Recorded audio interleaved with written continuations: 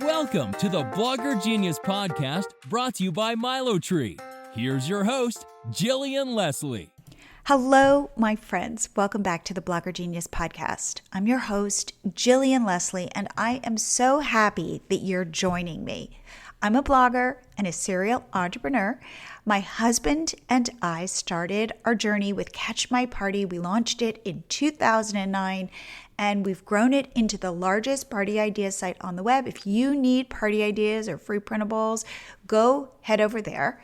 Then we built our pop-up app called Milo Tree, which we built for ourselves to grow our Pinterest followers and Instagram followers. And you can use it, install it on your blog, and you can grow TikTok followers, Facebook, YouTube, your email list. It's super optimized.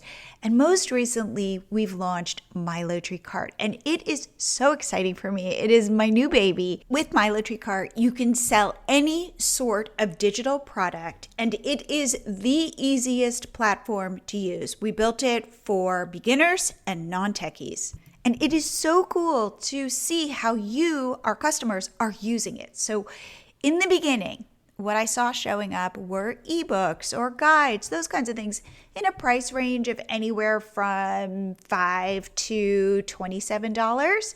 And then I noticed that certain products were becoming more and more expensive and that you were leaning into selling different kinds of digital products. And now I'm seeing people selling things like $500 masterminds, or coaching calls that are $350, or packages that are $1,200. And this is exactly what I talk about.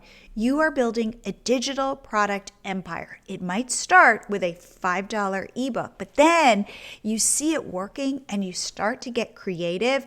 And I can see you creating these relationships with your customers and then being able to roll out these more expensive value add products and services. So keep it up. I'm in your corner. I love what you guys are doing. For today's episode, I have Rebekah Lara on the podcast, and what she does is she coaches people on how to calm the chaos, how to simplify our personal lives and our business lives. And I love this quote that is on her website. She says, "I eat difficult life circumstances for breakfast." If you feel like your life is a little out of control, you will love this episode. Plus, Rebekah gets personal and shares some of the challenges that she and her family went through, what that was like, what she learned from it, and how she's moved forward. Plus, she shares lots of great business tips on how to get stuff done. I think you're going to like this episode. I think you will find it emotional and useful. So without further delay, here is my interview with Rebekah Lara. Rebekah, welcome to the Blogger Genius Podcast. Thank you so much for having me. You are somebody who is a busy mom and works with busy moms. So would you share your entrepreneurial journey? I certainly will. My journey is not typical, but I'm sure a lot of us can relate to that. I am a former architect and middle school math teacher who started a family, right? So I was, caught up in the corporate world for a while, and I realized that wasn't for me because I wanted to start a family. And so working long hours wasn't my goal. So after we started having our children, we realized actually that they had health conditions that required a lot of care and specialist visits and a lot of things that prevented me from being able to work a 9 to 5.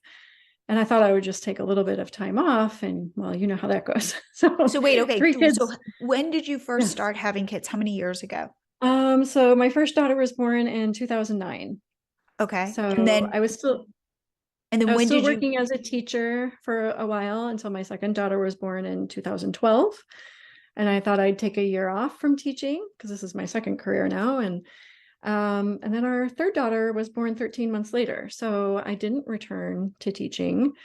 And like I said, they had health needs that then kind of took over and what our priority. Do you mind sharing what kind of health problems? And Initially, we had a lot of problems with food allergies and GI disorders and things that were undiagnosed. Two of my daughters have been on feeding tubes because of the severity of the feeding disorders. And we spent a lot of time just trying to figure out what was going on. And that was 100% of my my energy, my time. And obviously it was very important. And over time, we got to managing things better, but it still involved a lot of therapies and visits. And so I didn't return to work, like I said, and my priority was to be at home with my kids, and I loved it, and I was glad I could be there for them. Fast forward, my first daughter went into acute liver failure in 2018, in the middle of a play date on my birthday, totally out of the blue. How old was she? She was 8 at the time, and she just came downstairs from playing dolls and said, "Mom, I don't feel good." I said, "Oh, okay. Like, why don't you sit on the couch for a minute? Let's figure out what's going on." And she began vomiting. And I was like, "Oh, darn, a stomach bug or whatever." And I'm like worried about it, giving it to her friend. And after a few days, it wasn't resolving. And we took her to the emergency room, and she was in liver failure. So yeah, I still get goosebumps as I say this story, even though it's been like 5 years now. We're just coming up on her 5-year anniversary of getting sick. And she ended up being hospitalized for 74 days. Wait, She what? was in 74 days. 74 days. She was in the pediatric intensive care unit for 4 weeks on life support in a medically induced coma. All of her organs failed. What happened? Failure. What was that? Nobody knows.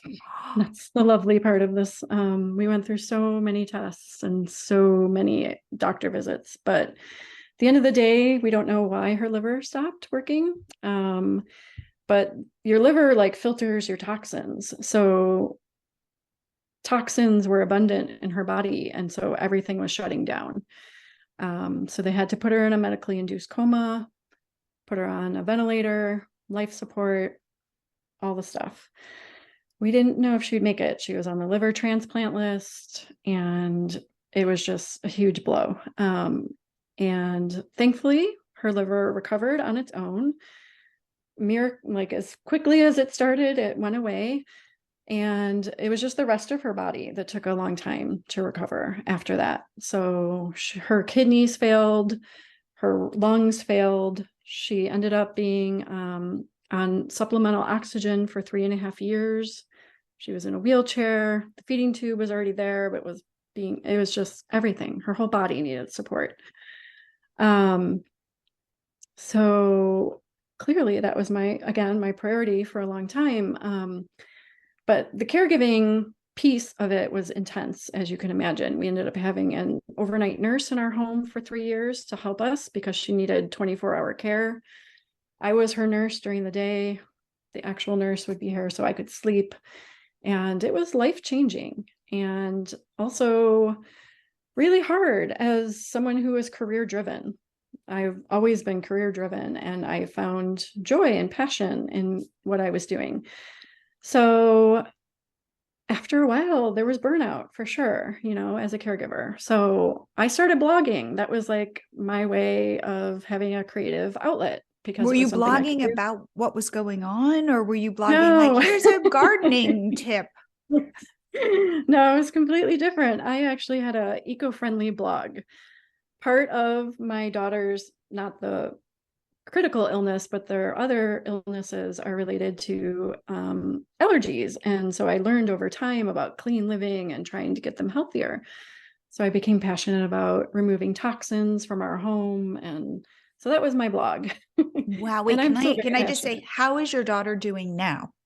Oh, yes. So 5 years past this major health crisis. Yes, she is doing so amazing now. You would never know. If she walked in the room, you would have no idea that she was so ill. She is free of oxygen, free of her feeding tube. She's on a competitive swim team, which is just a miracle to say that out loud. Because I never knew what her future would hold after that happened to her. So we are beyond blessed. I have goosebumps all over my body still as I say this. We're coming up, March 1st will be the 5-year anniversary. And she's doing amazing. I mean, she still has chronic medical needs. We still visit probably 12 specialists a year to make sure that she continues to thrive. But yeah, we're so thankful. Do they applaud for her when she comes in? Oh yeah. I mean, some of the doctors, yeah, like everyone knows her. Like she's a miracle. Like in hindsight, the nurses in the PICU who, if you're never familiar with being in an intensive care unit, you get a nurse that's assigned just to your daughter or your patient. And so you get to know them really, really well. And they were like, she's a miracle. Like literally your daughter defied the odds. They told me that after the fact. But so yeah, yes, everyone is so thrilled for her and just, yeah, wow. It's amazing. She's my inspiration. My daughter is the toughest girl you'll ever meet. Never complains about anything she's been through. And in fact, I wrote a chapter in a multi-author book called Lessons from My Daughter, because she's literally my biggest teacher. I've learned so much through the experience. Oh, well, thank you for sharing that story. And I too have goosebumps right now. Yeah, it was life-changing in so many ways. Okay, so you start but that's how my business was right, born. exactly. So you start this eco-friendly blog on like how to get the toxins out of your house and how to kind of live a healthier life. And where does that lead you? Yeah, so like I said, it started out just as a hobby, a creative outlet for myself. And then I realized, oh, bloggers make money. And, it just kind of one thing led to another. And I'm like, oh, maybe this could be my way to work from home because I can't return to a 9-to-5 still. And from there, just one thing to another. But my background, like I said, in being an architect, I was a project manager. So I've always loved and been good at organizing and digital stuff and just making things simple. And especially given my home circumstances with my family, like things have to be simple for me and streamlined so that I can actually make it happen. So that's where my current business was kind of born, because people would always say to me, how do you do it? Like literally, like, how do you do it? And I'm like, well, that's a good question. And so I just became passionate in not only helping busy moms and entrepreneurs figure out how to simplify things and systematize things, but also like to help women realize that they can still pursue their dreams and their goals, even if they're a mom and they're busy with caring for their children and their family. So that is, again, very inspiring. And it's funny because I do think that when you become a mom, everything shifts. It did for me. And I've spoken to so many women who've said the same thing. And it becomes, it's like I felt purpose like I'd never felt before. And it was like stepping into a role I wasn't prepared for, because I, like you, was very career focused and I had a whole life before my daughter was born. And then all of a sudden I remember being introduced as Lainey's mom. And I was like, wow, that feels very limiting. Like that, my whole experience is I'm Lainey's mom. I don't even have a name. Right, exactly. I can relate to that totally. And then we too started Catch My Party. And then also I found that people did not understand what I did and they thought what I did was cute. Right. So I'm Lainey's mom who has a cute little business and stuff. And I was like, whoa, I'm a full-fledged woman. And and so trying to find that balance in the beginning for me was difficult. Yes, can totally relate to that. So when somebody comes to you and says, I want to start something on the side, but I am a busy mom, what do you say to them? I tell them it is definitely possible. I also try to remind my clients that you don't have to work fast all the time. A lot of us have these wonderful ideas and we're inspired to start our businesses and they want to get running right away from 0 to 60. But I try to help them create a routine and a system that's sustainable. so that you can grow your business, start and grow your business while also still being a present mom, so that you get to be present in both areas and not burn out or hustle in the process. Because I also think that there is this push-pull. I want something that I own that's me, that's beyond, that's separate from my family and being a mother, being a caregiver. I want to have a place that I can have that's all like I've carved out just for me. And yet I feel all of these pressures. And third,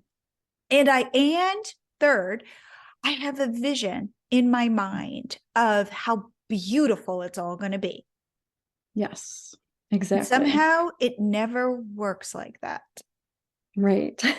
It starts off, right? Like we have these ideals and this vision, like you said, and I actually advise my clients to really keep developing and tapping into their vision, to remember why they're doing what they're doing. So, because we get sidetracked or we get like caught up in, all the shiny objects and the squirrels and thinking that we have to do all the things, right? Like I have to be in all the social media platforms and I have to be doing all the things. And that's where burnout comes. And so I like to remind women that like we're building our business to support the lifestyle that we want, to support our family's vision too, right? Like this is supposed to help lead to time and income freedom. Exactly. So, and like we're shackled. So I send questions before we get on a call and it's just a guide. But one of the questions that I wrote to you was, is it possible to be a busy mom and actually grow a successful business? And what is your answer to that? My answer is yes, but it takes intentionality. Ooh, being intentional tell me. with your time. Okay. Because a lot of us, especially given my history of what I just shared, we react to everything around us, right? We react to the emails we get in our inbox and the phone calls and the school needing our help or volunteer, our husbands or whoever, everyone's asking for our time and our energy. And so being intentional in my version of it is getting clear on what's most important. So back to the school example, I'm a former teacher. Volunteering in the school is important, right? It's important work, but I can't do that and build a business with young kids, right? So just getting really clear on what's most important in this season of your life and only saying yes to those things. Because when we say yes to volunteering in the school, for example, we're saying no to growing the business, at least that day, right? Our priority goes to whatever we're saying yes to. So just getting really intentional about what we say yes to, even if it's not an out loud yes, like the decisions we make for ourselves in our day, and what you can say politely decline or say for another time in your life or another time in your year, so that you can. I hear two things from what you're saying. And one is a mother, my daughter now is 15. And I've seen this happen and like people have told me this and I didn't believe it. But there are seasons as your kids get older. Like that first year was so difficult for us. Not that my daughter had health issues, but she was a difficult baby. So everybody's saying, this is such a beautiful time. And I'm thinking, this is not a beautiful time. This is like, I've had no sleep and I'm kind of feel a little crazy. And I don't relate to the moms who say, oh, it was such a wonderful year.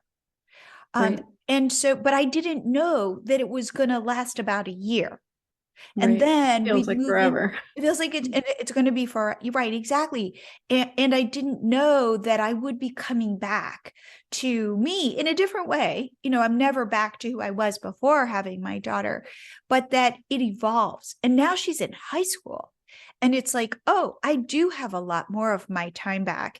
And it's hard to remember because it's kind of like it just kind of slides, like the years just kind of go by. But like what I was able to do when she was 2 versus what I'm able to do now that she is 15 are very different. And so these times where you feel so stretched for time, they do change. And now, by the way, she's 15 and I'm getting kind of wistful because we're almost done with this intensive time. And I could never have thought that I would feel this way. I thought, oh my God, I could barely get through the day if I got a shower in. That was amazing. So please do know, if you're listening to this and you're in that time where it feels endless and difficult and you can't get a shower in, it will change. Yes, 100%.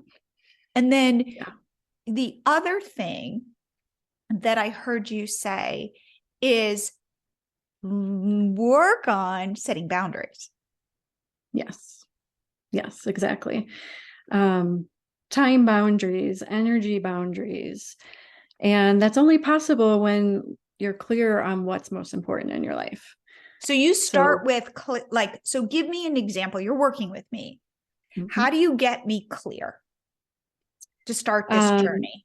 Yeah, great question. First step is what do you ultimately want from life, right? Like we all kind of think about it in the back of our heads, or like someday it would be nice if fill in the blank, but really like writing that down and getting clear on the ultimate vision. Can I say freedom, or do I need to say I want a house in the mountains? Right. More specific. Yes. Like so I want money for college. Home. Okay. Mm-hmm. I want money for college. I want to be able to take my family to Disney World. I want blah, blah, that kind of thing. 20 hours a week versus 40. I want to be able to travel, all those things that you dream, or I want to write a book. I want to build a business, whatever it is. Because like you said, when the kids are really young, it all feels like someday maybe I'll be able to do that.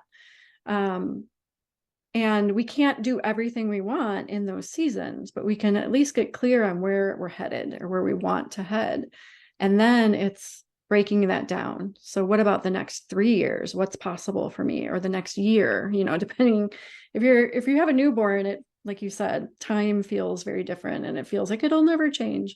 And what is possible in this season of my life? So like for me, it was like when my daughter was so sick, I couldn't, or during the pandemic, things were different than they are now. So what's possible that's going to, even if it's one of my favorite sayings or whatever that helped me was slow progress is still progress. So even if you're in a phase of life where you have a newborn or a sick child, you might not be able to do as much as you want right now, but what little things can you do that are going to help build that foundation and get you closer to your ultimate vision? And like I said, just getting really clear on where you want to go helps you make those choices. So let's say I do want to start a business. One, how many hours do you think is the minimum that I need to really spend on this to create a business? And what kind of business should I start? That's a great question. And I would probably deflect that back to the client, and just, be realistic. Like how many hours can we find in your day to work on this? When the baby naps, do you have 30 minutes you can set aside to work on this, even if it's just 30 minutes a day to start? Because like we said, there are seasons of life. So it might just be 30 minutes now, but in a year, maybe you're able to do an hour or two a day. That's how it worked for me. Building my coaching business happened in the year of the pandemic, 2020. So I'm sitting at a kitchen table with 3 daughters, all in elementary school, with 4 computers, including my own. They're remote learning. I'm building a business. I didn't have a lot of time. You know what I mean? Devoted time. But I was able to start doing things then. And now that they're back in school full time, I'm so glad I started when I did, because I started researching. I started figuring out, what do I want to do? Do I want to blog or do I want to coach? Those types of questions. And so even if you can't do everything you want to do, start in those like pockets of time, dreaming, researching, exploring, testing things out, because a lot of this, as you probably know, is testing out what do I like, what, and lean into what you're good at, and kind of, again, those boundaries, like don't get caught up in what everyone else is doing. Just, really lean into what you love doing and start doing a little bit. I want to take a short break to say that if you have a blog and you are not selling products and services directly to your audience, you are missing out on a whole new revenue stream. But you might say, well, okay, that sounds cool, but I have no idea what kind of digital product to create. No problem. I've got a quiz for you. Go to milotree.com/quiz, and it's a personality quiz, and it will tell you what kind of digital product you should start with. Plus, there's a worksheet and a whole bunch of stuff to get you moving. So to grab this, head to milotree.com/quiz. And now back to the show. I feel like there is inherent conflict between my vision. I remember this from my daughter. She was like 3 and she couldn't cut. Well, I don't know when you learn to cut, but she couldn't cut with scissors. But she would have these ideas in her head of what she wanted to create. And they were magical, but she couldn't even cut. So she would get so frustrated because the vision was so clear and terrific. And yet she couldn't even get off the ground with this. And I feel like there's some similarities with business building. Like I'm watching these bloggers and influencers on Instagram, and they have these businesses and their families look so beautiful. And somehow they're able to create these. I want that. And then I start and I recognize this is hard. I don't really know what I'm doing. It's really frustrating. I'm not getting any traction. And so the difference between my vision and the reality is so great that I give up. Right.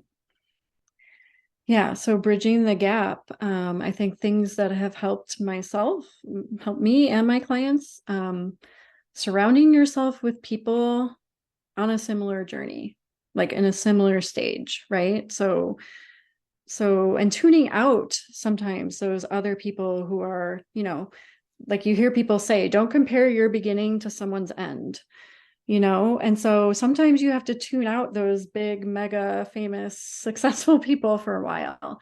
It's good to know that they're there, right? It's proof that it's possible for anyone. But to come back into like your current zone, and I have found it really valuable to have accountability groups or accountability partners to keep me motivated. We're on a similar journey at a similar stage, and have similar goals. And not only that, but like you can bounce ideas off of each other, because building an online business can be lonely. We're in, our home or our office by ourselves. And so that can be really helpful as well for that reason. And where do you recommend I meet those people? Great idea. There's so many online communities these days, coaching programs, small group coaching, Facebook groups like my own, where we try to foster a community like that. What's the name of your Facebook group? Thriving Mamas currently. And it's to help you calm the chaos and simplify life and business. That's my goal. And just to give people the support that they need so they don't feel so alone and so overwhelmed. And there's a place to go to ask the questions and kind of remind you that there is a path and you can get there one step at a time. So when I'm building my online business, there are so many things to do, whether that be just even installing a WordPress theme and social media and email marketing and content creation and blah, blah, blah. How do you coach moms on where to start or how to, get traction in something? Because otherwise it's overwhelming. Yes, it definitely can be. I think the first step for most people is to figure out who they want to help, right? And then how to attract or find those people. So usually I recommend, again, simplifying things. So like, what's one social media platform that you enjoy being on that, doesn't drain you, but fills you up, hopefully, or that, at least is neutral.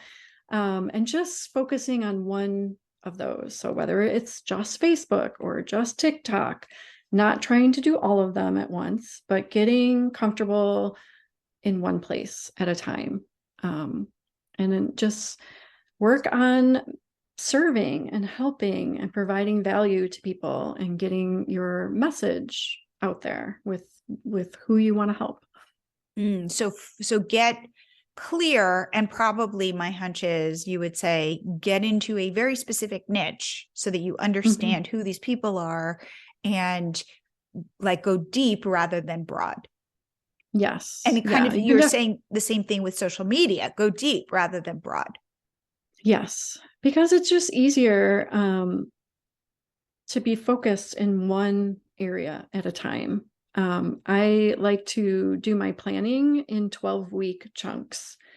And that allows me to really like focus in on just a few key things that I'm working on in those 12 weeks. So will you walk me through what that means? Yeah. So it came from a book called The 12-Week Year. If you're not familiar with it, it is a process that I've tweaked for my own use. But the overall idea is kind of what we talked about, getting clear on your vision, clear on what you want, and then choosing what you're going to focus on in those 12 weeks. So for example, I usually only set 1 to 3 goals for the 12 weeks. Kind of like if you think about, I said my daughter is a swimmer, right? So it's kind of like an athlete. When they're in practice, they focus on 1 stroke a week. So it's like this week we're doing backstroke. Next week we're doing butterfly, because zoning in on those key areas, you get more momentum and you make more progress faster than if you're spread thin and you're trying to do all of them at once. So kind of the same idea in business. So for those 12 weeks, I'm only going to have 1 to 3 goals. And some of them might be personal, by the way. So it's like, sometimes it's like build a better relationship with my husband because we're too busy to like do date nights. So last year for 12 weeks, my goal was to have 1 date night per month, because with a sick kid, you don't get out very often. And then have obviously business goals too. So it's like, well, where are you going to zone in on? So are you focused on attracting new clients or customers? Or are you focused on nurturing them and providing them value? Or are you focused this 12 weeks on selling your offers to them? And there can be some overlap, obviously, but the core of what you're doing would be maybe in just one of those areas at a time. And then the next 12 weeks, you can shift to the next priority. Okay, first I have to ask, how was the 12-week experiment having date nights? It was great. And I need to put that back in my next 12-week year. Okay. It fell off. Yeah. So it's all about intentionality, right? And being aware or mindful of what's most important. So when that was literally I use Asana. That's like my project management tool. When I would see that in writing, I would do it, and now that it's not in writing, it's like, oh, when's the last time we went on a date night? It's been a while. Isn't that so true in terms of like what you write down? You are more apt to do than, oh, what was that? So you're saying, so if you're coaching me and I'm busy and you say, okay, in the next 12 weeks, focus on 3 things. I like that because it feels doable. So if you say, okay, now would it be something like grow your Instagram? No, not that broad. It would be something like, post new content in your Facebook group twice a week. And you would commit to doing that for 12 weeks. That's just an example. Because when we say something like just like grow our business or grow our Instagram account, and you write that down and then you log into your computer and you see that, you're like, well, how do I do that? So then you start spinning like, well, I don't know the best way to grow my Instagram. What should I do? And then all your time is spent like confused. So deciding ahead of time, how are you going to grow your Instagram account? So is it do 1 live video per week, or go, into your stories daily and post a video, or, like getting clear on what you think is going to help you grow the Instagram account. And that's what you write down. So it's not like work on my relationship with my husband. It's go on a date night every week. Yep. So when I wrote it, it said schedule monthly date night. And I wouldn't check it off until the date night was planned and the babysitter was booked. And it worked, because clearly now it's not one of my goals, and we haven't been on a date night in several months. So here's a question. At the end of the 12 months, do you reassess? Do you go, okay, what worked? What didn't work? What are my next goals? Yes. Part of the book, they advise you, and I agree. There's a weekly evaluation. Like you can get real detailed about it. I take a more laid back, flexible approach, but yes, evaluating is key. So even week to week, these are 3 questions I ask myself, and I write in my journal every week. Just what you said: what worked, what didn't work, and what will I do differently? And it can be quick, right? You don't have to spend a lot of time thinking about this. Most of us can come up with those answers. And then at the end of the 12 weeks, you can take a week to get more detailed about that evaluation and start to plan the next 12 weeks. And I always say, if something's not working, feel free to let it go, and test something new. As an architect, I like to just think of things scientifically, and not take it so emotionally personal. Like if something didn't work, it's like, okay, that's good information to have. Let me try something different. And that's how I kind of approach things. What I hear you saying is that I feel this as a mother, right? So again, my daughter's 15, and to me, it kind of feels like a blur. The pandemic feels like a blur, like the whole thing. And I think there is something to parenthood, maybe it's just life in general, where if you are not marking time, which is why I, with Catch My Party especially, I'm a big believer in milestones. This year versus next year, because otherwise it is kind of a blur. And I think business building can become a blur.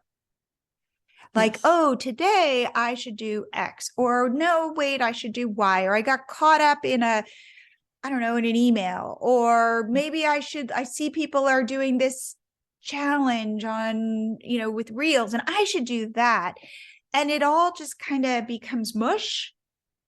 And right. I feel what you are, that's like maybe our default, especially as busy moms, where, by the way, you don't know, you're going to wake up in the morning and like you have a plan, and like your kid gets sick, and not necessarily, let's say, as sick as your kid did, but let's say even like a cold or flu. Yeah. And all of a sudden, like your day is gone, and all the things that you had planned are out the window, and you are eating the leftover mac and cheese, feeling kind of sick and bad, right? Like, where you had planned a healthy meal that day, and that's out the window.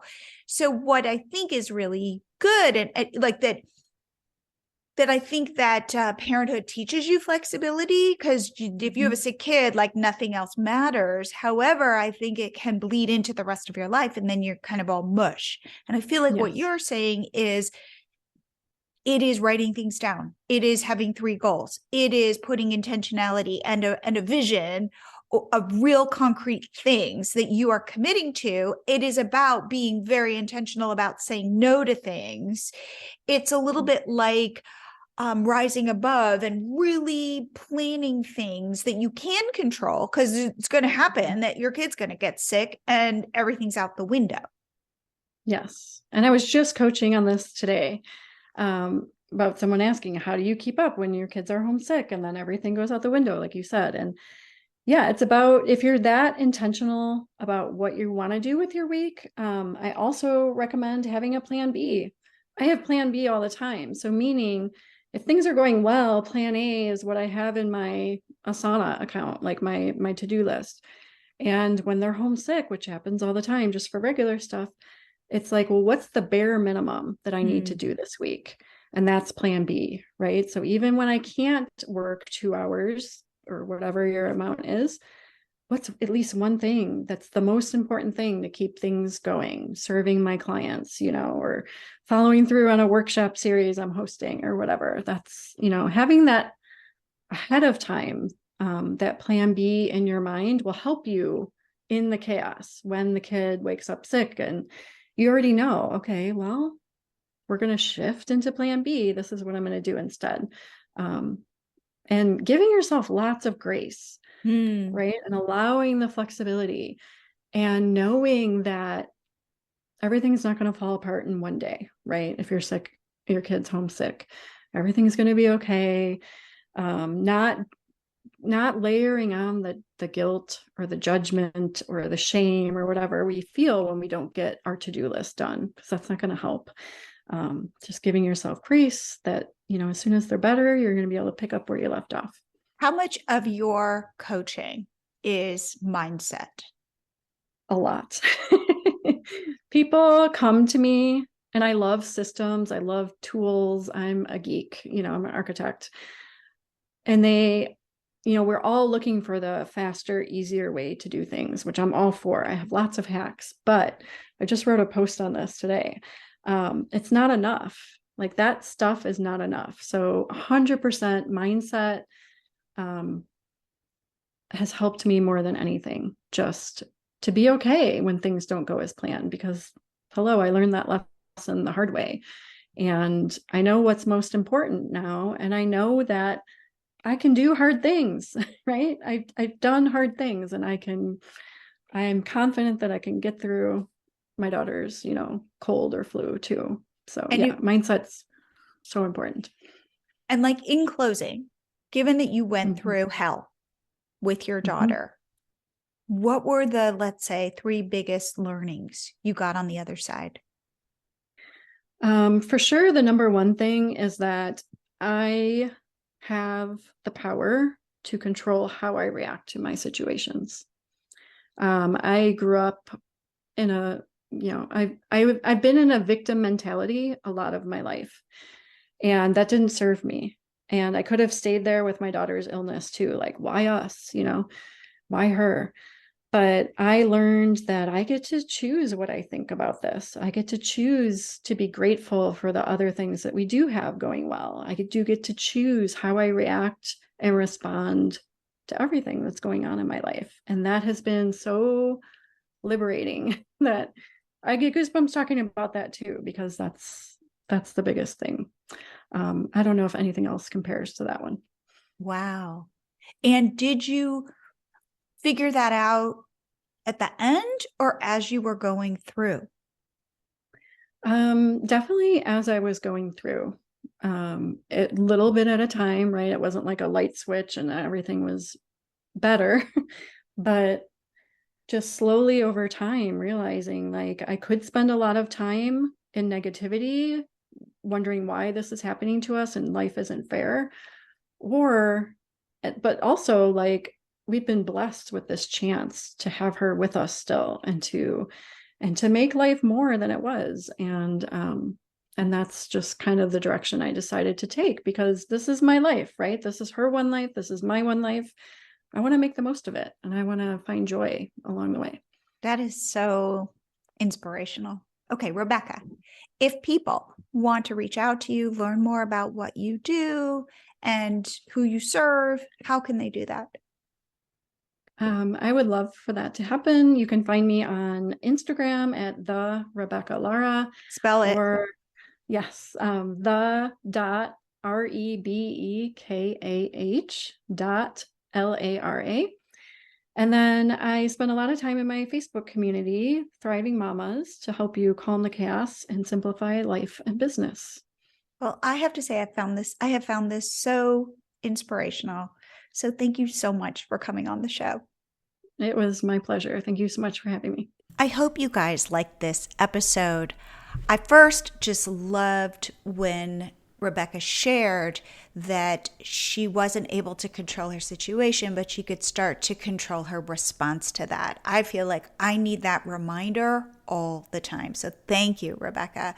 Also, I love her idea of these 12-week intentional sprints to hold yourself accountable to what you want to achieve, but to set the bar low enough that you can actually achieve it and feel good about yourself. And before I go, I wanted to say that if you know that you have solutions to problems your audience struggles with, turn those solutions into digital products. It could be an ebook, a guide, a workshop, a coaching call, All of those you can monetize. If this sounds interesting and you want to get on a call with me, a free call to talk about it, and we can brainstorm and I can hear what you want to build, please head to milotree.com/meet because I would love to meet you.